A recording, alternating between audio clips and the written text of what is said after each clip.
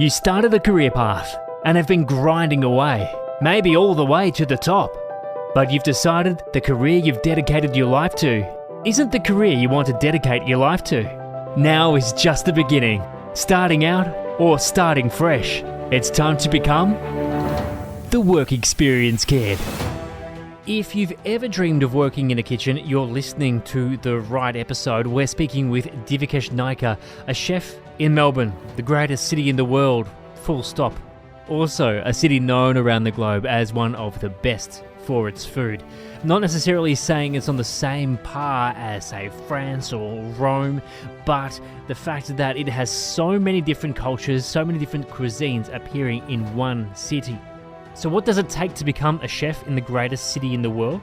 Well, let's see what Divikesh, or Divi, has to say. But before we do, I've got to tell you about Let's Not Be a Dick Today. It's a book that's likely to offend. It covers over 100 dicks in society. It calls them out, helps you call them out, and it offers a solution. Don't come to me with problems. Give me solutions.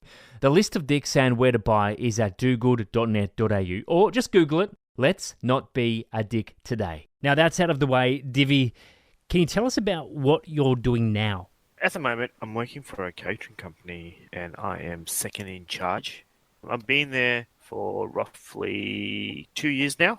Before that, I was working at a busy theme park. A theme park? I want to talk about that and the fact that you're 2IC of a catering company a little bit later. But first, tell us how long you've been in the hospo industry, cooking, chefing, everything. Coming on to 18th years, mate. 18? 18 years will be on Easter Monday this year. It's a tremendous achievement to consider that I thought I would never last in this industry for this long and I've still stuck it out. Why didn't you think you'd last for so long? A lot of things, lacked a lot of confidence when I started off in the industry. But I just thought, why back away from it? Let's just keep chipping away at it and see where it takes me. And I thought I could go places and I'm amazed to make it to 18 years. It's a great achievement. You should be proud of yourself. I know you are. You mentioned that you didn't have much confidence starting out. Was it a case of like identifying confidence as an issue, working on that, then identifying a new thing to work on, and then just working down a list and checking them off? Pretty much. Like, I did okay in school, but I didn't have any other aspirations to go into other industries. And I also had a passion for cooking when I was growing up. Like, I always hung around my grandma at home, watching how she always made things. And I loved eating. And I loved eating food. So put two and two together and becoming a chef was an easy option, or option that I was very comfortable with at that time. And it sounds like a rather natural choice. Now let's rewind to grandma. What kind of things were you cooking with her? Just basic Fiji Indian food. Let's just say rice, dal, curry, fried eggs. Basically whatever she cooked, I always try and help her with cooking. And you obviously developed some sort of passion because you kept cooking with her. Yeah, pretty much. So maybe this is a good segue. What about the industry drew you into hospitality? As I got older, I appreciated cooking. I appreciated like coming home from school, making those mega ends or 2-minute noodles and spicing it up, adding different flavors, adding different ingredients to it to make it even more tasty, I suppose. And I'd cook for me and my brother after school and then just chill on the couch before your parents got home from work. And yeah, so that's what drew me into hospitality. There are a couple of things that just jump out to me right now. Firstly, you're a kid or a teenager and you're cooking. Then you're cooking for your brother. You shouldn't be giving a shit about him. And then you're cooking something simple, but making it so much better. Like even me now as an adult, I'm cooking 2-minute noodles as it says on the packet. I couldn't even add a single thing to it now. When I was a kid, all I would do with 2-minute noodles was cook the noodles. I used to hate the flavouring, and I just put tomato sauce on there. And here you are, adding. You got to eat food to your palate, see what you like, and there's no right or wrong way about eating food or making food. It's what you're comfortable with doing and what makes you happy. And that's what food's all about, and that's what's being in the industry all about, or even at home, like home cooking. You just putting a bit of love into this food that you're making for yourself or your family or your partner or your cats or your dogs. They all appreciate it at the end of the day. You're putting a bit of love into them and showing a bit of care. Okay, then to focus on adding a little bit of love to 2-minute noodles, every chef says the secret ingredient is love, whether they're a home cook, a chef or a grandma with a secret recipe that's been handed down for generation to generation.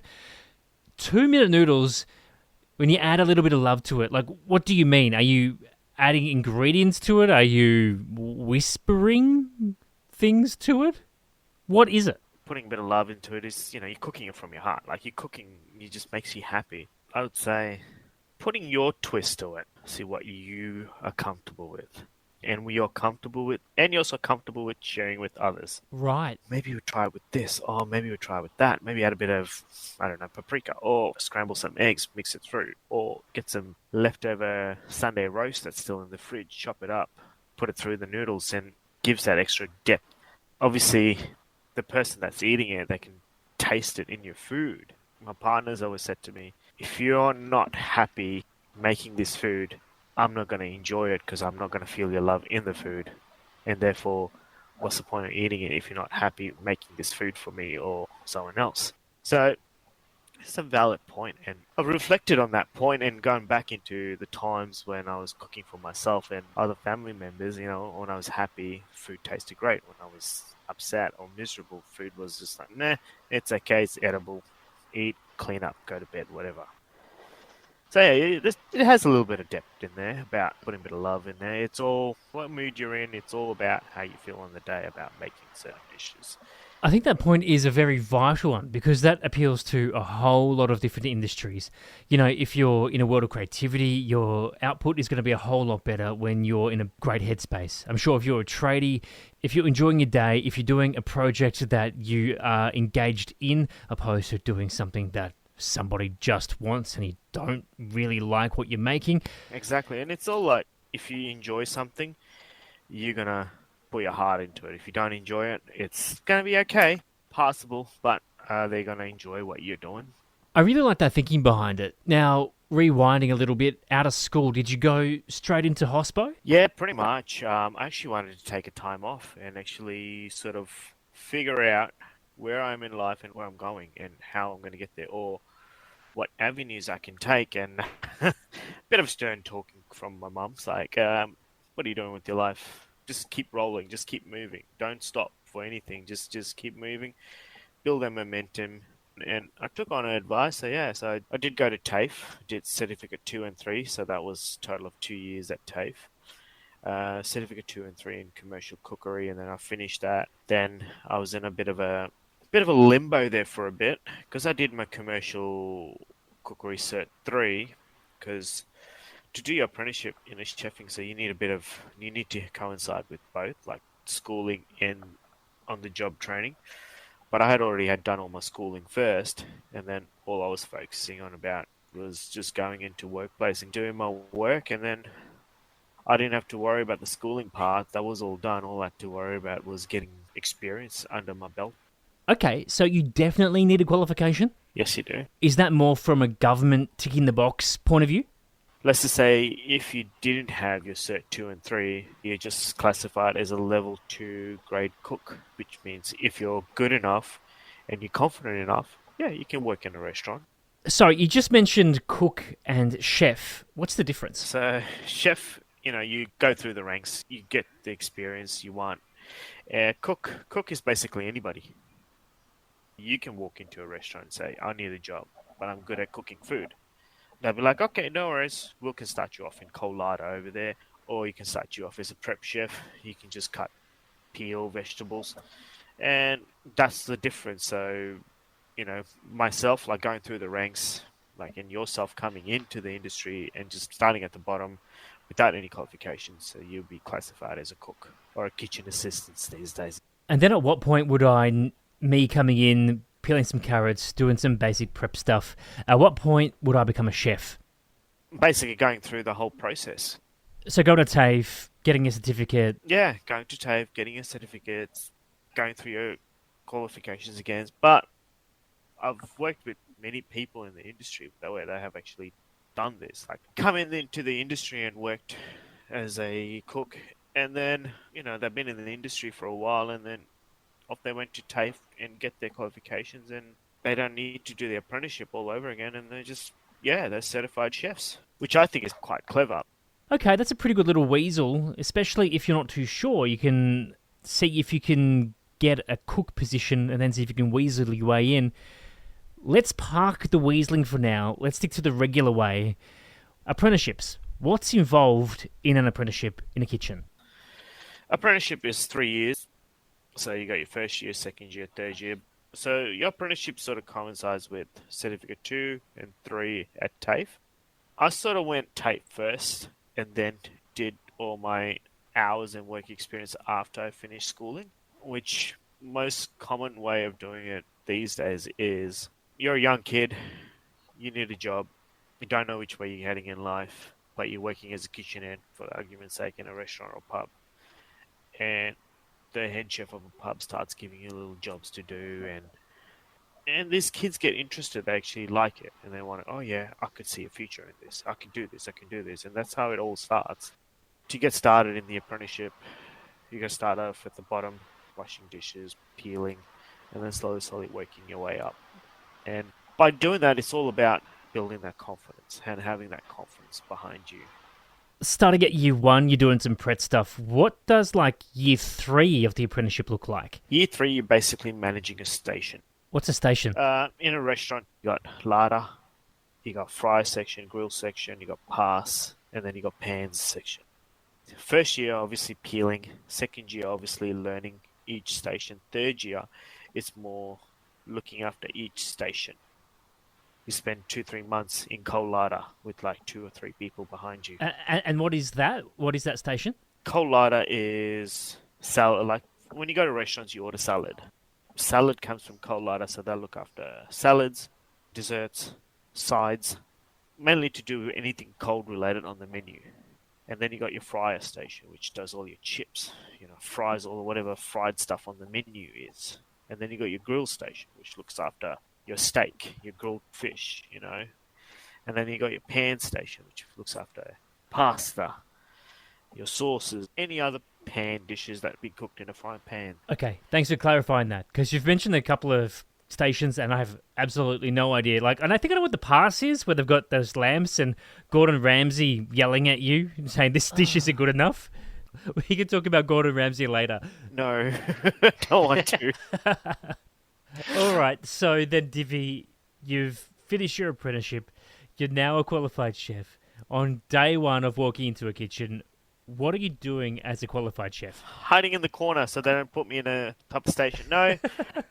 First day as qualified chef, I remember I was working at this pub called Arana Leagues Club in Brisbane, and it was an orderly setup. I've never seen this in Victoria, but in Queensland, it's quite popular. I was actually looking after the cold larder section in a banquet, in a pub. So it was just like an open buffet, and it's cold and hot. People come and help themselves. And my job was to look after that station with 2 other chefs in that station. So that was it. That was my first day. And it was a new experience for me too. Never worked in a buffet style settings before. And yeah, sit there, look after buffet station.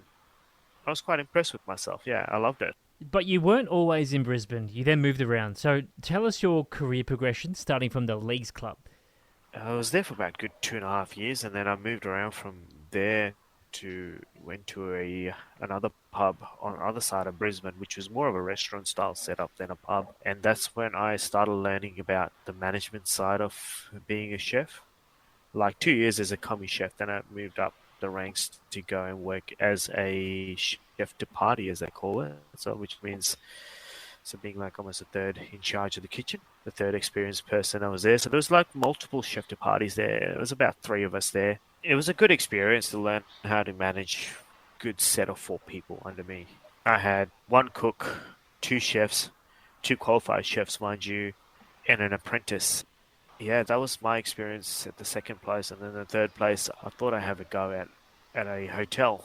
That was a whole different ball game, working in a hotel. It really was. It really opened my eyes to what I was doing, what I could be doing versus what I actually wanted to do.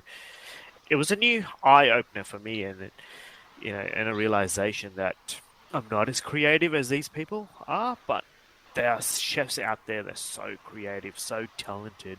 It's amazing what they can do with food. It's just blows your mind. Like, being myself in the industry for 18 years and then seeing that constantly new things coming up, just phenomenal to see how the industry is always changing. And that's when I realized, like, you either step up, follow the trend, or find something you're comfortable with. Help me briefly. What's the difference between working in a restaurant or a pub and a hotel? Hotels are very strenuous. It's very regimented in working in hotels. You can't be 5 minutes late. You have to be at work half an hour before your shift starts. Give yourself time to get changed. There's so many elements in a hotel, and you just got to give yourself time to get there. Versus cafe. Cafe is more like early start, early finishes. 5 in the morning, you'll be done by 2 in the afternoon. And then restaurants? Restaurants are a very fast-paced environment to be in. Restaurants, depending on what style of restaurant. You got like fine dining, gourmet, comfort food. Something quick and easy. For example, like Thai restaurants, the exotic restaurants. It's like a whole different ball game with restaurant. To give you what's the difference between a restaurant and a hotel, it all varies basically. Like every places you go to has different style of service, different style of setup. Okay, so it seems like if I was to become a chef, for argument's sake, the idea of a restaurant appeals to me. If I love making Thai food, I should focus on working in a Thai restaurant, opposed to like a pub or an RSL just churning out chicken parmesanas every night. Exactly. Like if you want to become a chef, you need to find your niche, what suits you best, what works for you, what you enjoy the most, what you like doing with your cooking. The first 14 years, I just focused on building my skill set, building my people skills, building my knowledge.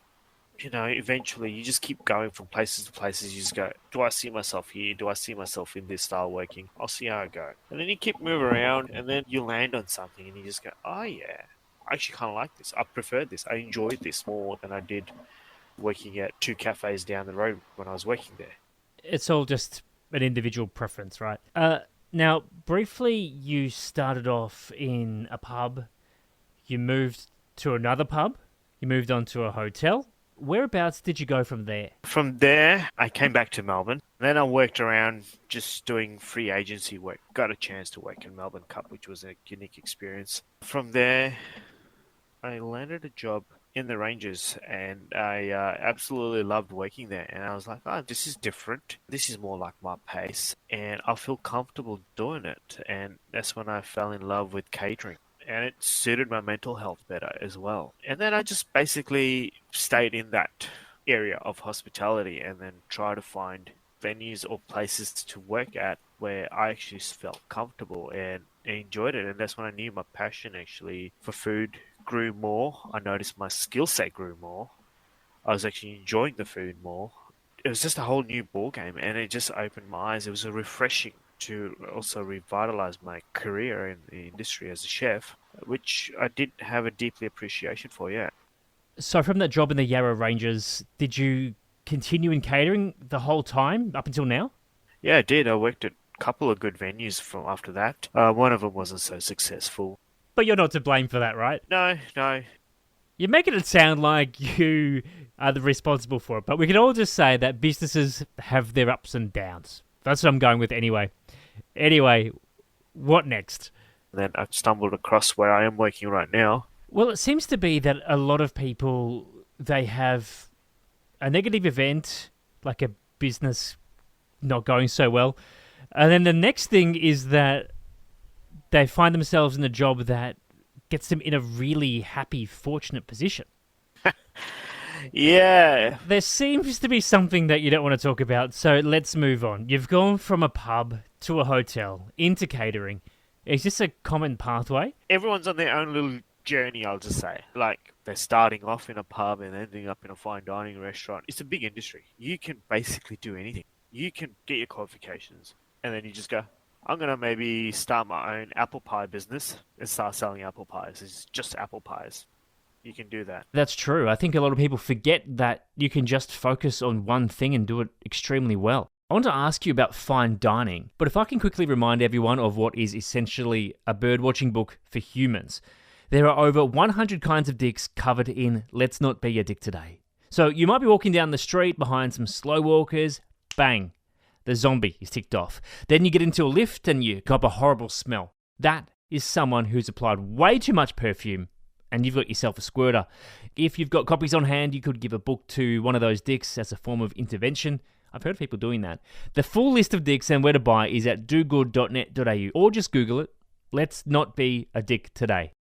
Just touching on the fine dining aspect of it, you know, we hear people find inspiration from the best fine dining restaurant at the time, or they hear that Gordon Ramsay's opening up a new restaurant, or Hesse Blumenthal, or a celebrity chef of the day, and they go, I want to work like that person, or with that person, or I've seen what's on MasterChef, and I really want to be that.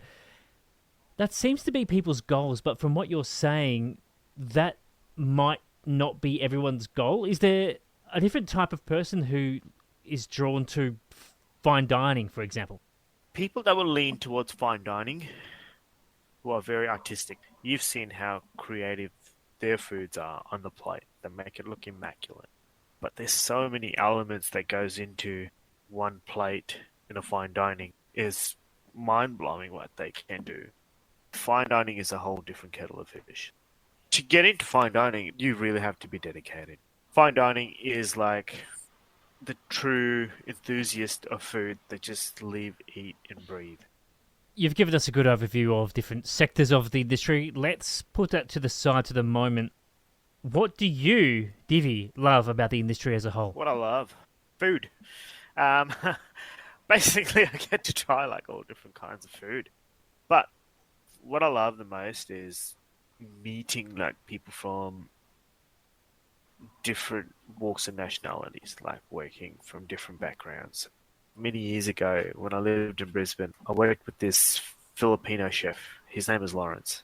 And I still talk to this guy, like every now and then I'll message him, we'll have a conversation on the phone. It's just his perspective of the industry with food. That's what I learned to love about this industry, is like the people you meet, as well as learning different things, creating new things, getting to try different new things. It's just always the versatility of trying this, trying that. Oh, meeting new people. Oh, where are you from? Like, it's just like a whole melting pot of new experiences. Love it. You're enjoying the industry, you're enjoying new people and hearing their stories. Over the past 18 years, do you have any standout memories? Standout memories? That's a good question. There's a lot. There's a few. My biggest standout memory would be 2012 Mother's Day up in Brisbane. It was a big day for me. I started work at 3:30 in the morning. Crazy. Cracking 400 eggs by 7 o'clock. Getting that cooked and ready to go. Trayed it up in the oven. It was a big day. It was just myself, the executive chef, and a couple of other chefs there. And then running my station by myself. I managed to look after 120 people by myself with 12 items on the menu. By the time I finished, I was exhausted. Oh, I bet. I got the greatest satisfaction knowing that I gave my 100% that day, and to see the smiles on people's faces and getting the feedback from people, and your executive chef at that time just comes up and goes, "Oh, you did a tremendous job. Thank you so much for coming and helping today. You did well." And that made you feel good, and it boosted your confidence in a little bit as well. Isn't it funny how a bit of feedback like that, just a verbal pat in the back is all you need, really? Oh, it goes a long way, boosting anyone's self-confidence. And, people suffer from a lot of issues regarding mental health. And just hearing these sort of words from your superiors, it helps. That's definitely a reminder and one to take away, especially if you're a manager right now. So from your highlight to not necessarily a low light, but can you share a little bit about your most spectacular failure? Oh, there's few. There is few. The biggest one I could think of is one of my events. You're at the event, you're an hour and a half away from the factory, and you just have to think on your feet. And, you've got like 40 portions of salmon, and then you have to run down to the local shops, think on your feet to rectify your mistakes. And, that's probably one of my spectacular failures and kind of put us on the back foot a little bit where you think it's going to be an easy day and it turns out to be an absolute nightmare. And then you're talking with the clients saying, oh, we're having issues with the oven. This is going to be 40 minutes or 10, 20 minutes late, just trying to get it working. And these things happen. Like, All right, so we now know that if a mobile catering company comes to our house and they blame the oven, they've forgot 40 portions of salmon. But that's one thing that you'll probably never do again, right? no, let's not. Let's not do that. All right. Now, I want to change gears right now because people listening, wanting to get into chefing, they're going to want to know the negatives of the industry. So what don't you like about it? What I don't like is it's long hours. You do miss out on a lot of family time. But you got to learn to accept to be okay with that.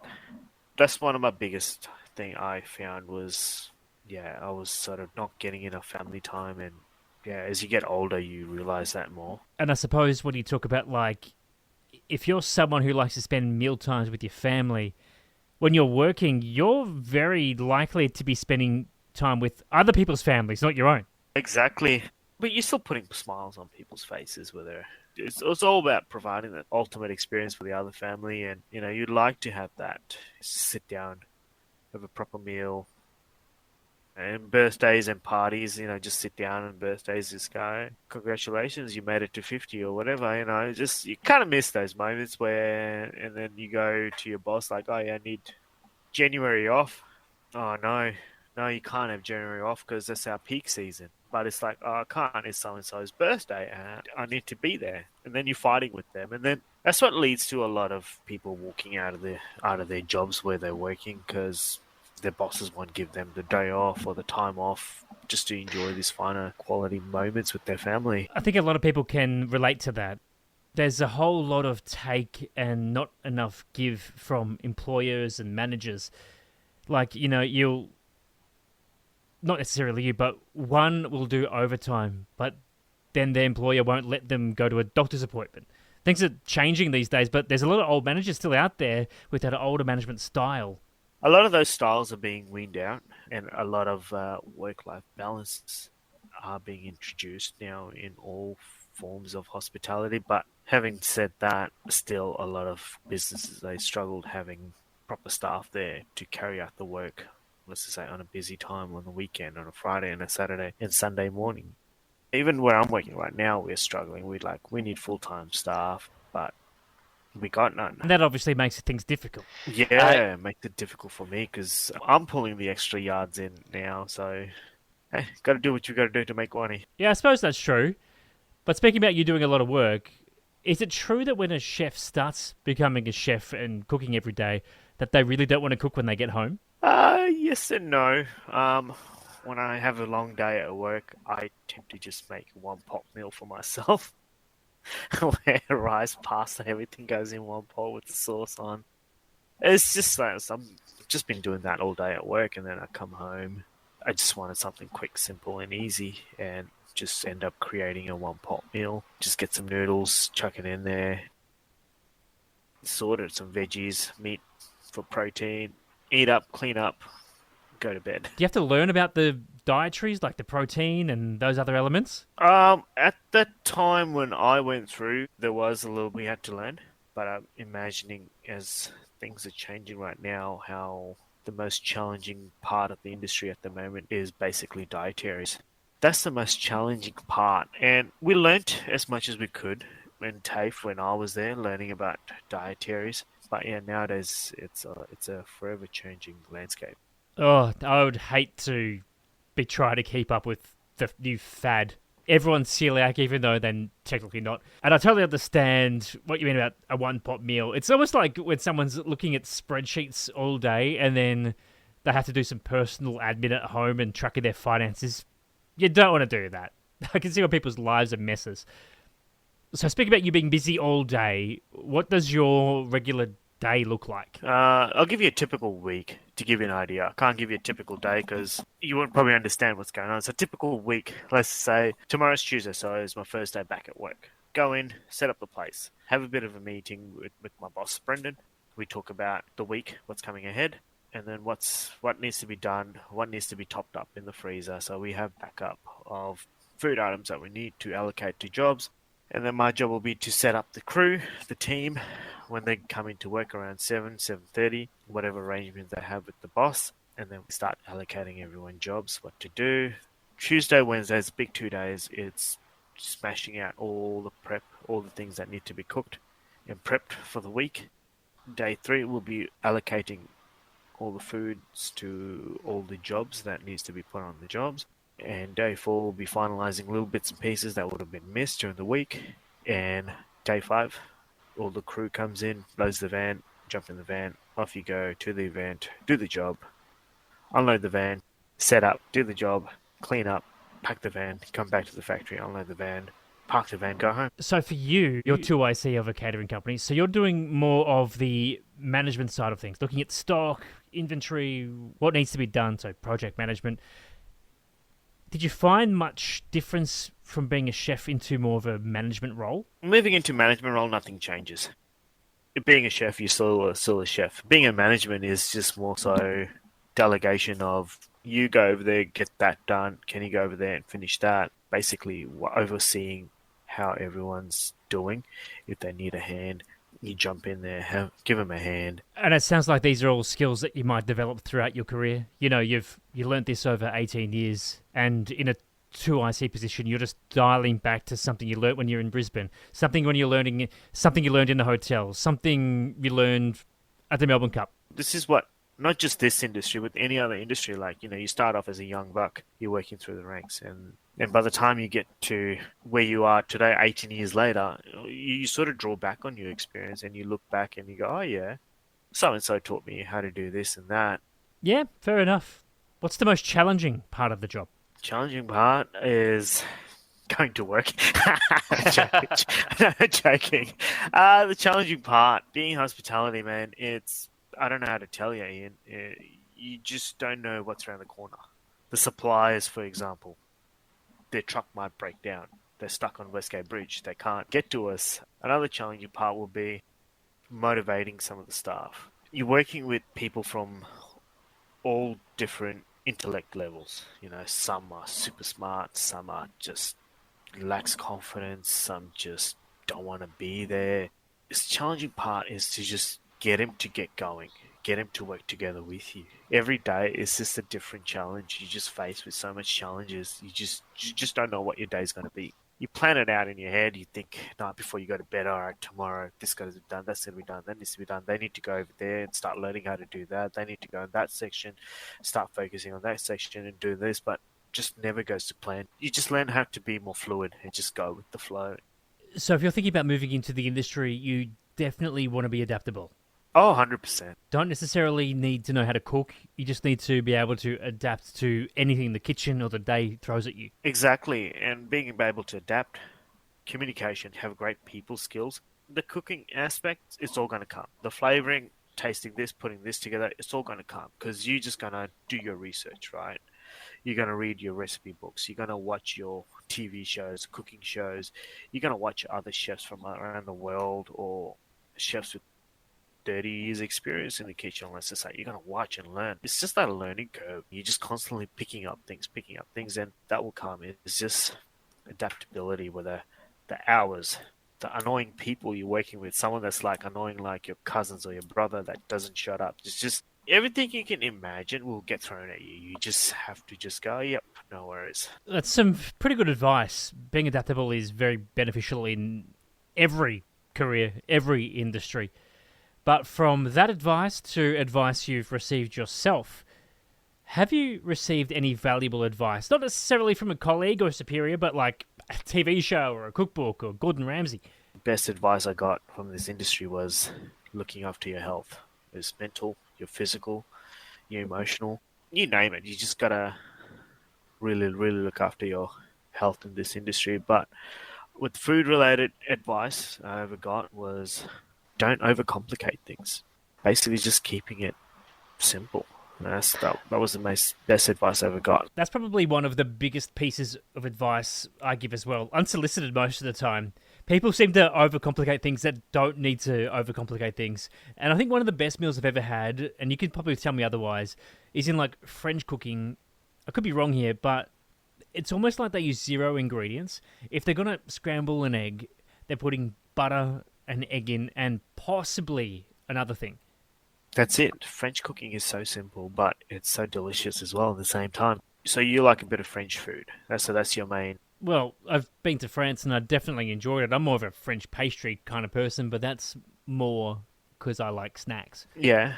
But in France, I ate pretty well. What was your most unique food experience you tried? There was this place in Bordeaux, and I want to tell you about it, so hopefully I can retrospectively claim this trip on tax. I was in Bordeaux, and I was in this cheese restaurant, and I had what was essentially, you know, when you go to a supermarket and you get a wheel of cheese that's like the size of your palm of your hand, or maybe slightly bigger, Yeah.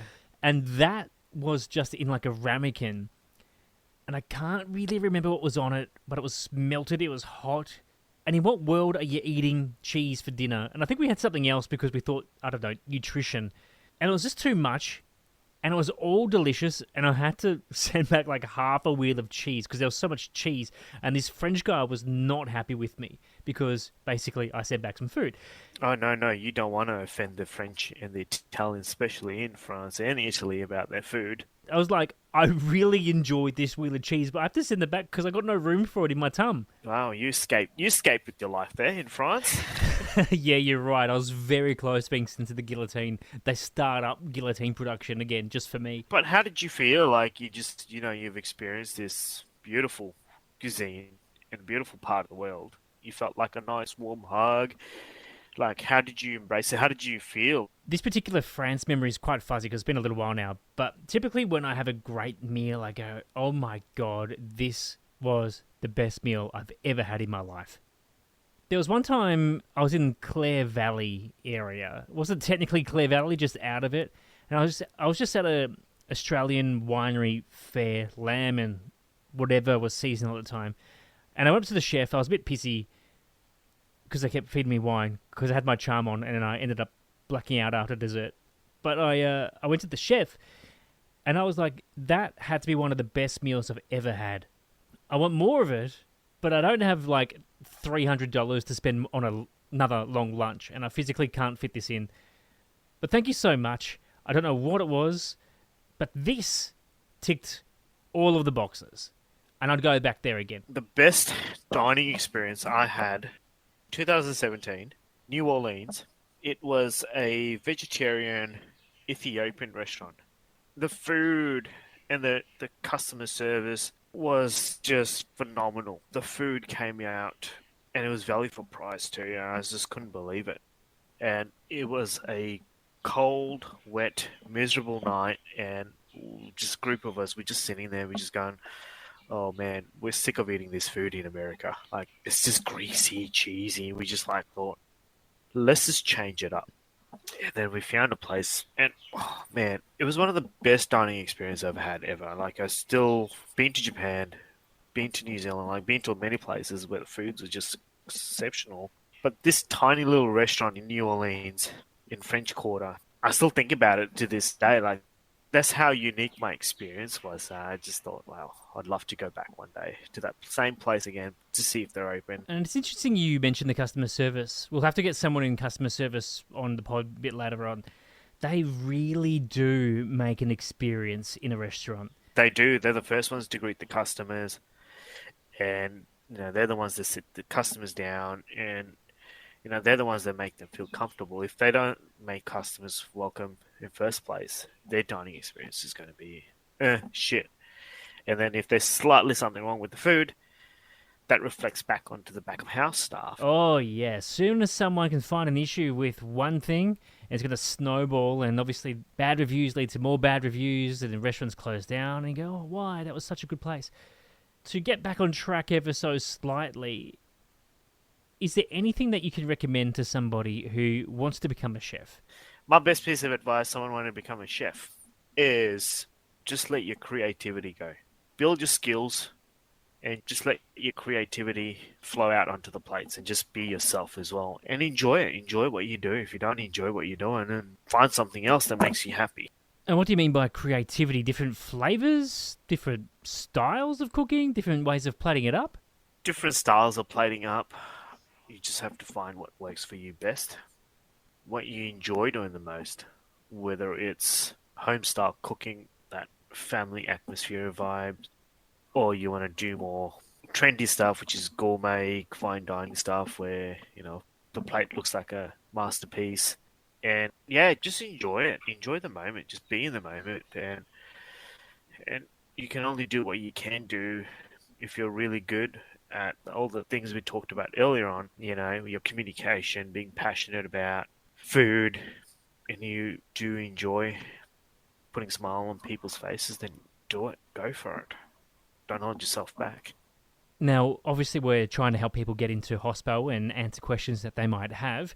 But if they are making a sacrifice and gambling on their new career, they want to know if there's a good future. So, do you think hospitality has a strong future?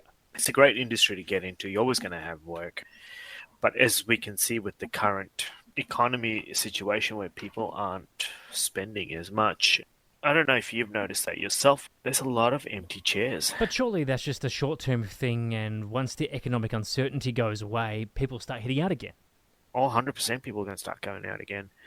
It's a popular date night thing to do, to go out and eat with your partner, your family, your friends. We're just waiting for this horrible economy time, this tough time that everyone's going through, and the cost of living, like, just to ease off a little bit. And once that does, things will improve dramatically in the hospitality sector. And so maybe it's a good time to start practicing, learning, get qualified, and hopefully hit the ground running when everything starts popping off again. there's a lot of restaurants, cafes, hotels, places, they're all screaming for chefs. And every time I go out to eat with my partner, there's always a big sign behind the counter saying, "We are hiring, we're looking for chefs and cooks." So it would be a great time right now to start if you're looking to getting into this industry, yeah. We've mentioned that one of the best skills or traits that a chef should have is adaptability, as well as obviously the basic fundamentals. If someone comes to you and says, "I'm thinking about becoming a chef," is there a question that you ask to see if they should become a chef? To give you an example, they might have seen MasterChef, they might have heard all the juicy, glittery things, and you're just seeing the glittery, shiny lights. You don't actually want to be a chef. My biggest question to them will be, how good are you at adapting to scenarios and situations that you put into? Because a lot of times you got to be quick to think on your feet. If something goes wrong, you just go, okay, quick, substitute that. Or all of a sudden something pops up, and you got to be able to adapt and cater to those needs. I like how it's very general, but also a very, very important skill, as we discussed earlier. All right, Divi, we've gone through your career, 18 years in the industry. Hopefully, we've helped people get a better understanding of what their new career might be as a chef. But for you personally, are you going to stay in hospo? Are you going to stick around as a chef, or are you going to move on? I'm thinking about moving on, based on the fact that my body is starting to slow down. Purely because it's getting to the point where my body can't take it being in the industry. I love the industry, but I do need to also look after my health as well. In what way is your body being affected here? Suffering from a lot of joint issues. Is that from standing? Standing all day, lifting, moving, not wearing proper equipments when I was younger. So it's all catching up with me now. And I suppose there'll be a bit of mental fatigue and burnout as well. Like, your achievements, like what you've achieved, where you started, where you are now. And it's sort of like you look back at those moments and you go, yeah, I'm proud of what I've done and what I've achieved and where I am today. And there's no regrets. Based on the conversation we've had so far, it seems like a lot of your skills could translate into other areas, even though a lot of people might not think so. Whatever industry I choose to go into after this, like, that skill set's always going to be there, like building that rapport, having that strong work ethic, and also being able to manage people, so as being in management position myself. So yeah, fair point. So what's next for you? Do you have an industry in mind? Gonna try and lead into workplace health and safety, but I don't know how that's going to go, but I will have a go at it. So good to hear. I really love your attitude, Divi. What about OH&S is appealing? OH&S is a big part of the hospitality industry. You want to look after people's health and safety, and yeah, I'll give that industry a go and do my best. Well, I might have to get someone on who's been in the OH&S industry for a little bit and help you out, and also anyone else who's thinking about getting into that industry. But before we think about other episodes, we have to wrap up this episode with a challenge. This is the Work Experience Kid podcast. I need to see if being a chef is my new career. So do you have a challenge for me to see if I'm capable, if I want to be a chef? Yes. I challenge you to dice me an onion and make me a beef Wellington. Beef Wellington? Beef Wellington is not easy to make. Beef Wellington. I'm Googling this right now. That is a steak of English origin made of fillet steak with pate. Duxelle? What's duxelle? There's quite a few different duxelles. So it's mushroom, onion, sauteed down, cooked right down, just taking all the moisture out of the mushroom. And then you blitz it up and make a little paste, and then you apply the paste on the pastry, put your sealed beef on there, and then you wrap it up in the pastry, nice and tight. So duxelle is just a mushroom paste, basically. Oh, gee. Okay, so this is a good challenge for me. All right. I guess I'll just come over to your place and make you a beef Wellington. Yeah, I'll buy all the ingredients. You'll just come and put it together. All right. Sounds good. And a nice red wine jus to go with it. Divi, this is definitely outside my comfort zone. I've got no idea what this is. This is one of the challenges that I was put through when I was going through the ranks, and I'd like to handball this challenge to you one day and see how you go. Divi, I love it. Well, I'm scared, but let's see how we go. This will come up in the next episode, the Work Experience Kid portion of the pod. Divi, I'm sure a lot of people will benefit from this chat, your thoughts about being a chef in the hospitality industry. So on behalf of them, thank you. My pleasure, and I'm glad I could be part of this beautiful chat with you. And we'll speak to you when I make you a beef Wellington. Look forward to it, mate. I am waiting. Whenever you're ready. And if you want to contribute to the podcast, maybe you would like to help out and be a guest on the pod, or maybe you would like to have a question asked, or maybe you want me to investigate a certain job or industry, hit up the website workexperiencekid.com. And a quick mention of the book, Let's Not Be a Dick Today. Google it, buy it, use it as a coaster. I'm not your mum, I can't tell you what to do with it, but I can strongly encourage you to Google it and buy it. Let's Not Be a Dick Today.